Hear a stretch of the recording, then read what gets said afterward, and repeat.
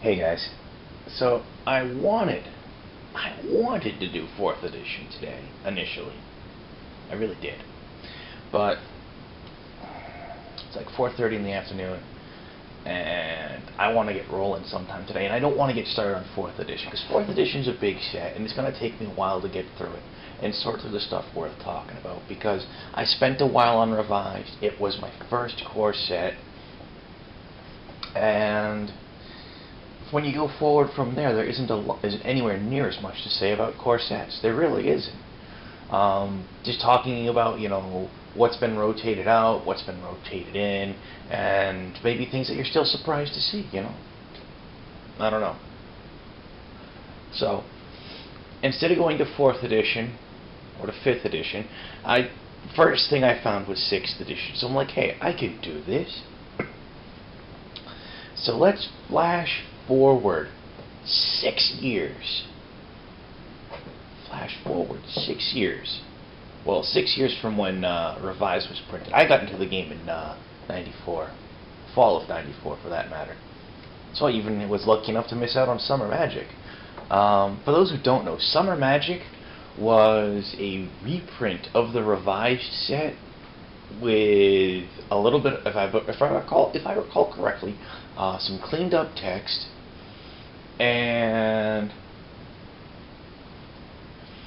trying to fix the colors, because they weren't pleased about how the colors and pretty much everything in Revised came out looking really washed out,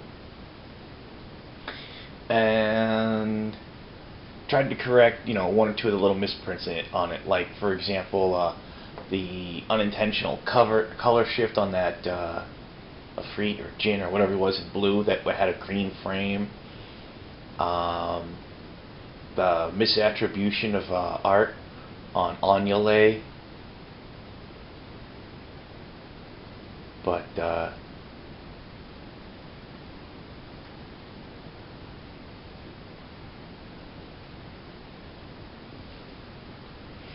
legitimately in Revised, I know there's a few things I missed because either I have them but they're in decks, or I just plain don't have them. For example, in blue, I know that you didn't see any brain geysers in there. I know I have at least one. I've got it in a deck. But yeah, you didn't see any brain geysers in there. X blue sorcery, target player draws X cards. It's a fun card. You could use it offensively, partnered with things like Black Vice, or you could use it just to draw cards for yourself. It's great fun. Good card.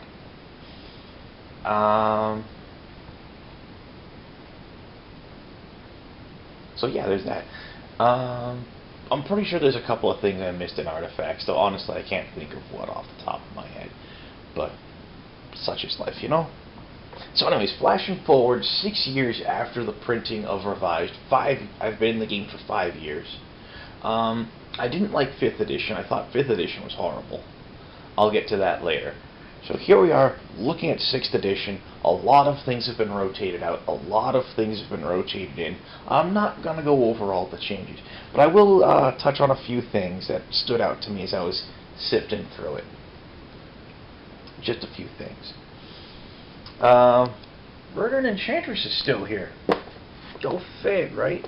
Look, she's down to 2 lines of text. Remember how I was complaining a few days ago about how she had a ridiculous amount of text and it was convoluted as all hell?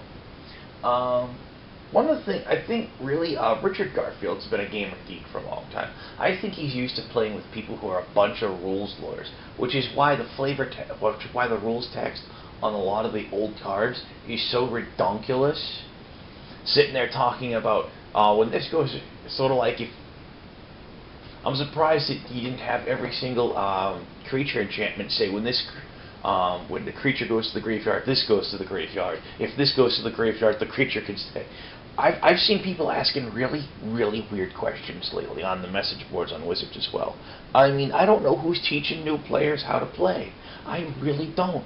Are they just like, not even looking at the rules, just buying booster packs and trying to puzzle it out on their own? I mean, because if that's what's happening, I have to admit, some of the newer players are doing a really good job on that. On the other hand, some of them aren't. And I swear upon all that is holy, whoever's teaching new players, if you're teaching a new player, make sure you are very, very clear about the distinction between mana and lands. Seriously, I cannot count the number of times I've seen people asking if, like, Lawnmower Elves lets them search their library for a force. And I'm like, what? Yeah. Anyway, so Verdant Enchantress still in. Elven Cache replaces Regrowth at some point. I think it might have done it in 5th. Does the same thing at sorcery speed, twice the casting cost. Apparently the big thing with Regrowth is they just decided that it was too low costed for what it did. Okay, fine. Coincidentally, I looked up Regrowth the other day. It's still restricted in Type 1, but in, I guess 1.5, I can't remember what it's called today. It's not restricted at all. You can run 4 copies of Regrowth. That's just funky, you know? Uktabi Orangutan. It's a 2/2 for 3 mana. When it hits the board, nuke an artifact. I'm not going to tell you to get too excited about this card. You know, it doesn't imply anything at all. If you're not watching the video, you might, and just listening to it in the background, you might want to quickly swap over to see exactly why there's nothing to be excited about on this card. Silly bum monkeys. Oh, hey, look, there's Lawnmower Elf. You got some nice flavor text at some point, either in 5th or 6th, I don't know when. 1 bone broken for every twig snapped underfoot. Lawnmower penalty for trespassing. Yeah. We need to do something to distinguish, you know, magic elves from Keebler elves, you know. Make our elves violent. As you may have guessed from the presence of Wooden Sphere, nice illustration for it, though. The original set of Lucky Charms are still in print. And they would continue to be reprinted until they decided to shift the Mirrodin version of Lucky Charms in. But that wouldn't be till at least 8th or 9th, I'm not certain. 7th edition came out in the middle of Invasion block. And then Mirrodin was like 3 blocks afterwards. Yeah. Howling Mine reprinted with the text on it that says it works the same way under 6th edition rules as it did under the old rules. 6th edition rules. That was the good thing with 6th edition. The revised rules. It cleaned up a lot of rules. I mean a lot of rules. Got rid of the interrupt type entirely. As far as I can tell, they also retired the very briefly used mana source type, which was only used on Dark Ritual.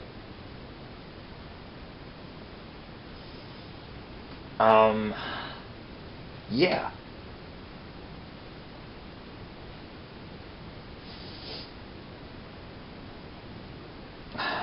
Oh boy.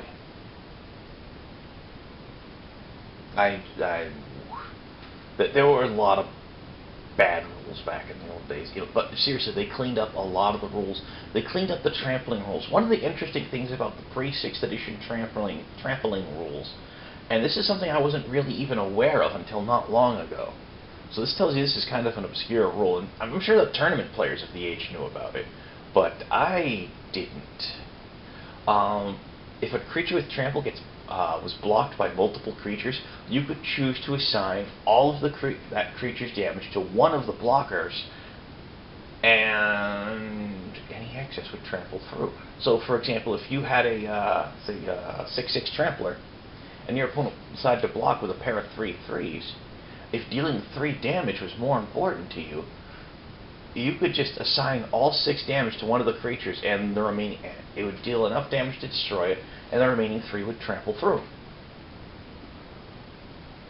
I think getting rid of that rule was a good thing, to be perfectly honest. I don't know what Richard Garfield was... Well, I think I can guess what he was thinking when he came up with that rule, but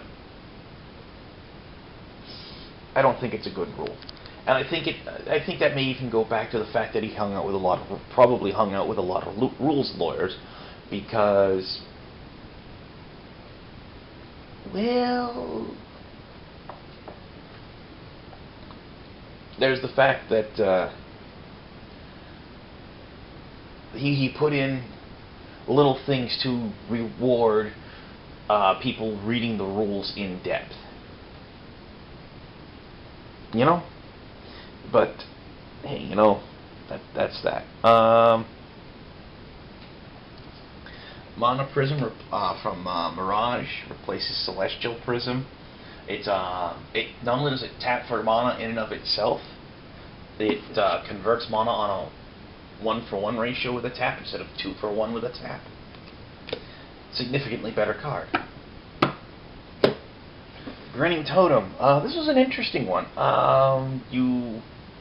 Also originally from Mirage. You search their opponent's deck, remove one card, and you can cast that card as if it were in your hand. At the beginning of your next upkeep, if you haven't cast it, goes into their graveyard. Interesting stuff, right? We've got I've only got 2 of them sitting right here. I know I've got a second Sulphurous Spring sitting in the stack over here. I don't think I have any other of these, at least not from this printing. The Ice Age Pain lands got reprinted in the core set. They're not dual lands, but, you know, it's not a completely bad substitute. They tap for colorless, or you tap for 1 mana of a specified one mana out of a specified allied pair, and take 1, and the land does a damage to you. It's not bad. It's really, really not bad. I mean, no, it's not a dual land. We're never going to get dual lands back. I mean, we can hem and haw and whine and whatever about it. We're not going to get the original dual lands back. They're on the reserved list. And I have no qualms with the reserved list. For those that don't know, the reserved list is a list of cards that Wizard of the Coast put together. They promised to never reprint. And the dual lands are on them. The original dual lands are on the list. And they ain't coming off. Very rarely do cards rotate on and off. Very rarely do cards rotate off of the reserved list. There aren't a lot of them. Honestly, I wouldn't be surprised. And at this point in time, I believe Wizard of the Coast sits there and says that they think that now the reserved list was a mistake. I think I'll be talking more about the reserved list later. I don't want to spoil it. I'm sure I've talked about it sometime in the past. You know, I've been doing these videos for almost 6 months. It probably came up.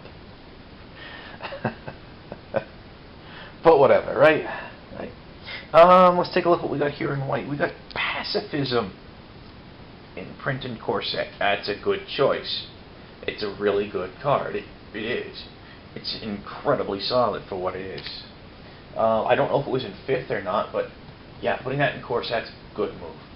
And it's been in core sets pretty much ever since. We got Regal Unicorn replacing the Pearl Unicorn at some point in time. For the same casting cost, you're getting a 2/3, if I recall correctly. With Pearl Unicorn was a 2/2. So you're getting something with a slight toughness bump.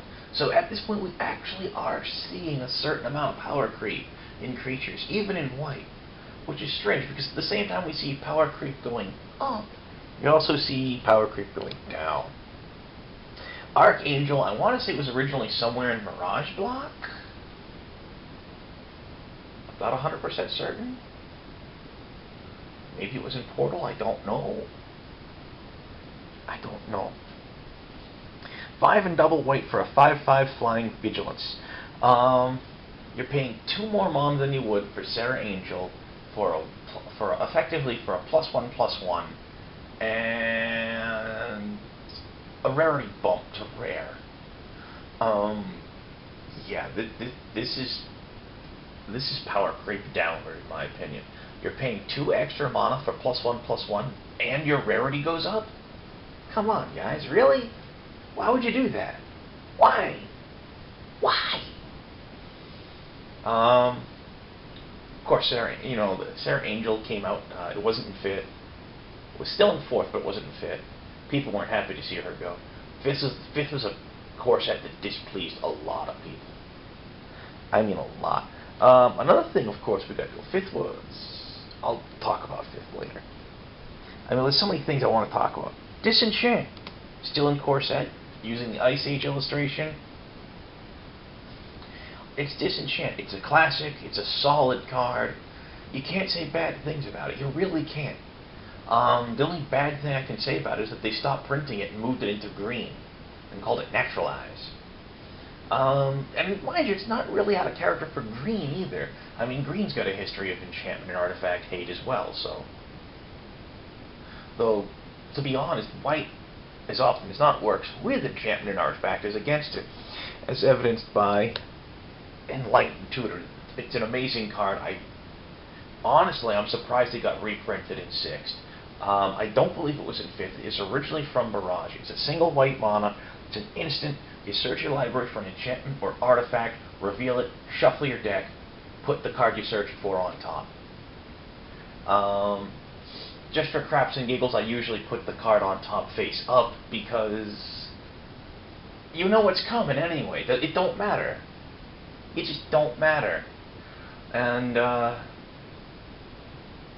that Heaven's Bit, I mean, I know it's not proper, but a lot of the times I'll just Enlighten Tutor at the end of my opponent's turn, search my deck for it, throw the card down for him to see, shuffle put the Enlighten Tutor in the graveyard, shuffle my deck, and just say, hey, look, I'm drawing it on my turn. Usually there's nothing that's going to stop me in between there anyway, you know? Usually. Not often. Celestial Dawn. That was a weird choice for a reprint. I don't know why they reprinted it. I guess someone thought it would be fun. It's the card from Mirage that got nicknamed Bleach. It's a colorless double white, and basically you play it and it says you're playing mono white. Every card in your deck is white. Every colored mana symbol on all of your cards is white. All of your lands produce white mana. Well, actually, all your lands are plains. It basically sat there and said, it doesn't matter what you think you got, you're playing mono white.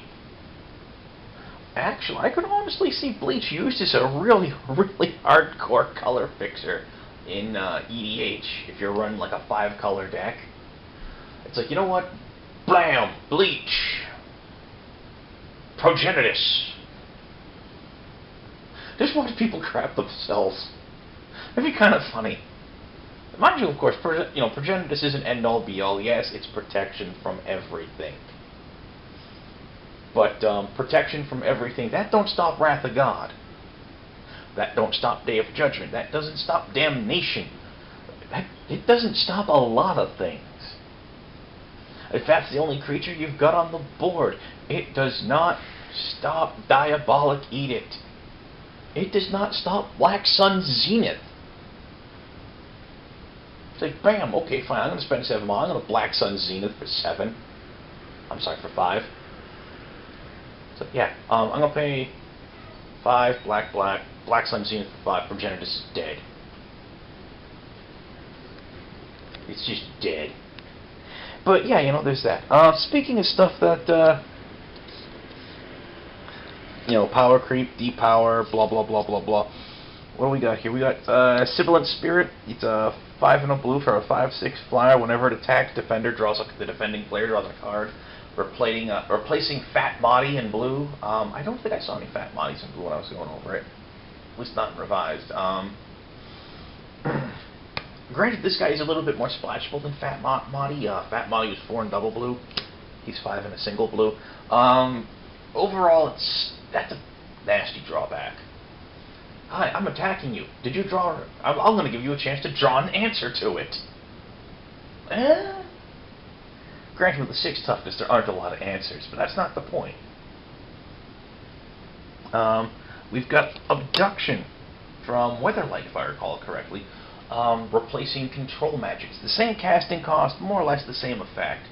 Take control of your opponent's creature. But when that creature dies, Abduction returns it to play under its owner.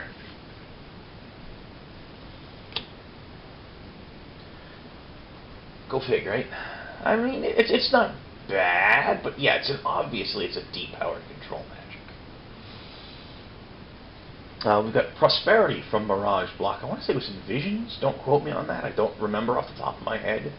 Replacing things like Brain Geyser and such. It's X blue sorcery. Each player draws X cards. It's an interesting card. It's made most famous by the old Prosperous Bloom combo. We got Counterspell reprinted as an instant. Counterspell also reprinted in, once more in 7 and in Mercadian Masks. And then we'd never see Counterspell in print again. I kind of miss Counterspell a little bit. I mean, yeah, it was probably a tiny bit too efficient for what it did. But, you know, it was a fact of life for a long time. Then we got Sage Owl. I want to say the Sage Owl was originally in Weatherlight. Don't quote me on that. It's a 1/1 flyer for a color of blue. Hits the board, look at your top 4, put them back in order of your choice. It's been reprinted several times since this point. I don't know if it's still in print off the top of my head or not. What's nice is this is the original illustration for Sage Owl by Mark Poole. And if you can, you can't really make it out here, but you see that picture frame right there? That picture over that staircase in the background? Mark Poole did the original illustration for Counterspell. He snuck that illustration in right there. Kid science, fun stuff. Then we go to Red. Burn, over the years, have become really depowered. Apparently, the guys over at development at Wizards of the Coast decided that direct damage spells were too powerful. They wanted to put the focus on creatures. And one thing that helped put the focus on creatures, by the way, was in 6th edition rules, combat damage went on the stack.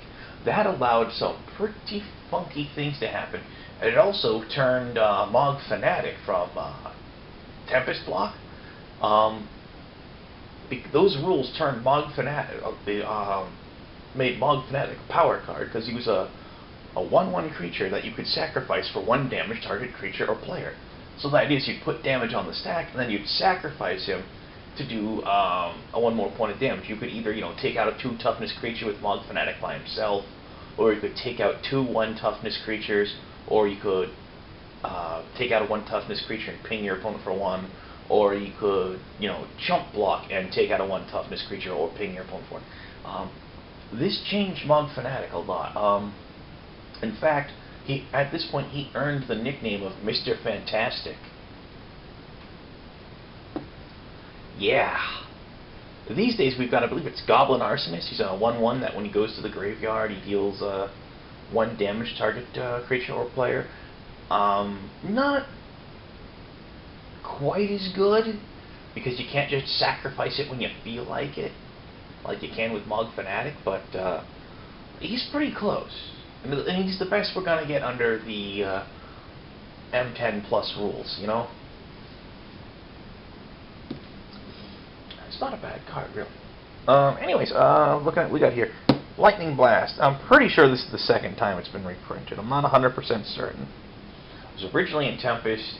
I don't recall if it was in 5th or not.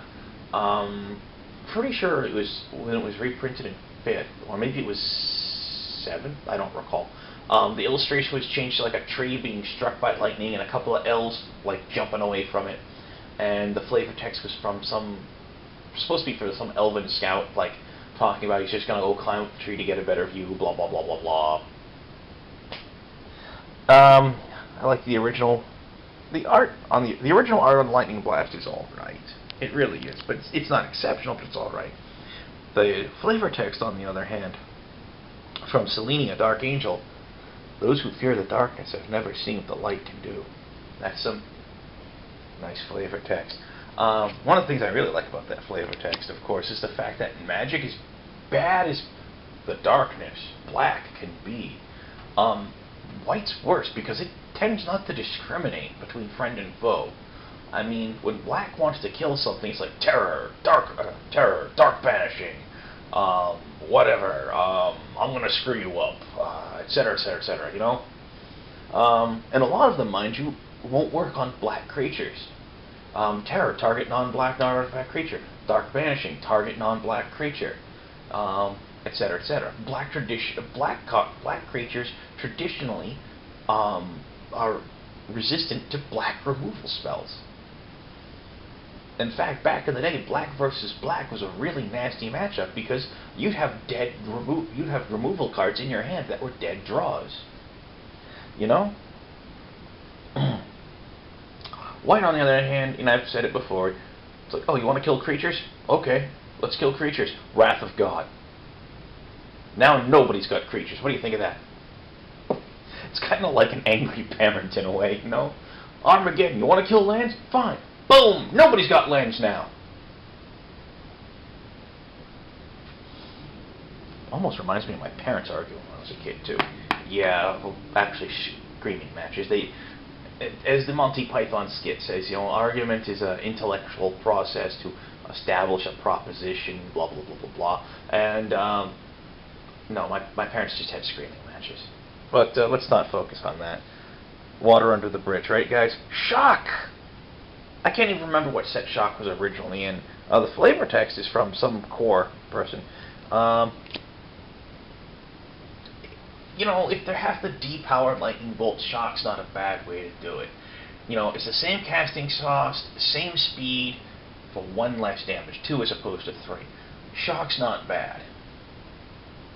It's not great, and of course, you know, compared to Lightning Bolt, it sucks, but most direct damage cards suck compared to Lightning Bolt. They really do. It's like, how do, you know, you make the comparison and you're like, really? Really? There it is. Blaze, X red sorcery, X damage target creature or player. I believe it was originally one of the Portal sets, if I recall correctly. Blaze just isn't as good as Disintegrate, or Fireball. It's just not as good as either one. It really isn't. I mean, for something that depowered, you'd expect it to be like, you know, maybe an instant? I don't know. But then you start trampling on Heat Rays, you know. But, whatever. I don't know. I just don't like Blaze. I've never liked Blaze. Now, here's something fun. Here's something fun. 6th edition was apparently Red in 6th edition was apparently very friendly with land destruction. Pillage, colorless double red, originally from Alliances, if I recall correctly. Destroy target artifact or land. Stone Rain's been reprinted. Conquer from Ice Age, 3 and double red, enchant land. You control enchanted land. I blow up your land. I blow up your land. I steal your land. Flash Fires. It's a color hosing card for the most part. They were still printing them at this point in time. 3 and a red for a sorcerer, destroy all planes. What? You're playing white? Get rid of all your lands. Yeah. Yeah. Then we can go over to, finally I want to talk about black. Didn't really have an order for these in mind when I first started getting them separated, but hey, you know, we've got an order now. Let's start off with Forbidden Crypt. It's originally from, I want to say Mirage? Maybe Visions? Can't recall. 3 and double black. It's an enchantment. Whenever you would draw a card, instead take a card from your graveyard and put it in your hand. If you can't, you lose the game. Whenever a card would be put in your graveyard, remove it from the game instead. Yeah.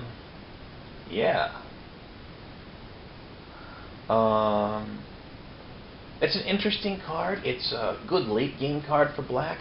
I always wanted to find a way to try and break it by playing it, donating it to my opponent, and then using a Tormod's Crypt or, well, today Bojuka Bog would be better. The idea is you exile your opponent's graveyard, and then give him a Forbidden Crypt. It's like, yeah, you went on your next. I went on your next draw step. Woohoo! Kid Science, fun stuff. Vampiric Tutor from Mirage Block, replacing Demonic Tutor. It's black. It's an instant. Search for a card, put it on, shuffle your library, put that card on top, lose 2 life. It's not. It's lower casting cost than, as I was saying, lower casting cost than Demonic Tutor, but it's really not a bad card. We got Infernal Contract. Yeah, thankfully when I screwed up, I didn't cut myself off too badly. We got Infernal Contract, triple black for sorcery. Draw 4 cards, lose half your life, rounded up. This fits nicely into the old Suicide Black archetype. It's not bad. It's really not a bad card.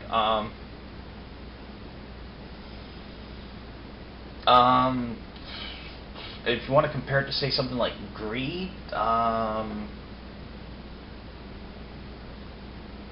Greed makes you pay for cards on, what, 2 life for 1, I think it was? So, just going by the standard of Greed, which, mind you, isn't a great card by any stretch of the imagination, but it's still a draw card, a reusable draw card effect. Infernal Contract would run, to get as many draw cards out of Greed as you would out of Infernal Contract, would require 8 life and more mana, because you'd have to cash the Greed and then pump mana into the Greed to draw cards, as well as paid life. So, yeah, it's not amazing or anything, but it's not bad either. Discard. 6th edition was apparently very friendly with discard in black. Back in Revised, we didn't have a lot of discard spells and effects. We had they had the artifact Disrupting Scepter, which I believe is still in print in 6th edition. We had Hypnotic Spectre, and we had Mind Twist. Not bad, really, but it's only 3 cards. 6th edition, we still have Disrupting Scepter in print, as far as I know. I'm pretty sure it is. And we've got. We were disappointed when Hippie left print. I believe 4th was the last time he was reprinted, up until 8th or 9th. But anyways, we got Mind Warp. X, 3 and a black, sorcery. Look at your target player's hand, and he choose X cards. That player discards those cards. It's pick and choose discard, which is really the most powerful kind of discard in the game.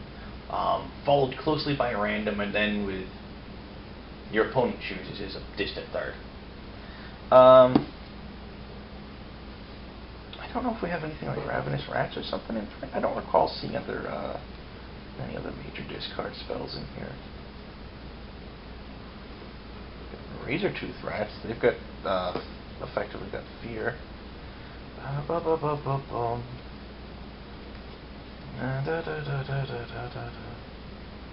No, I'm not seeing any other major discard spells in here. Well, we've also got Fugue, but that was a kind of an assy card. That was like 5 mana to make your opponent discard 3 cards. Which is kind of funny, because today we have Memoricide that costs the same amount of mana and makes your opponent pitch their whole hand. Or 5 cards, I can't remember. Anyways, whatever. So we got Mind Warp, we got Coercion. 2 and a black for sorcery. Look at your opponent's hand, they discard a card of your choice. We do have a lot of cards today that let you look at your opponent's hand and make them discard a card, but usually there's limitations on it. Non-creature, non-land, or only creatures and planeswalkers, blah blah blah blah blah, right? Mind you, of course, also comparing Coercion to a 1-point Mind Warp, you're paying 2 less mana. I don't know. Stupor! Now, Stupor's an awesome card. 2 colors and a black for a sorcery. Your opponent discards a card at random, then chooses and discards a card. I remember back in the day, I took my discard deck. Stupor was originally in Mirage Block. I took my discard deck, and I went into the local tournament where we pretty much only had What was he saying?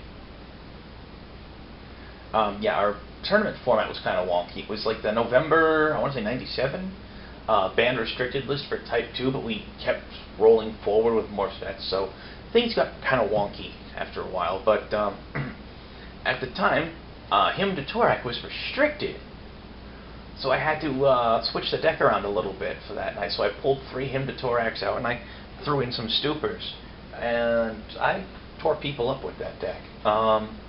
I came in first that day. That was the only day I played that deck there, too.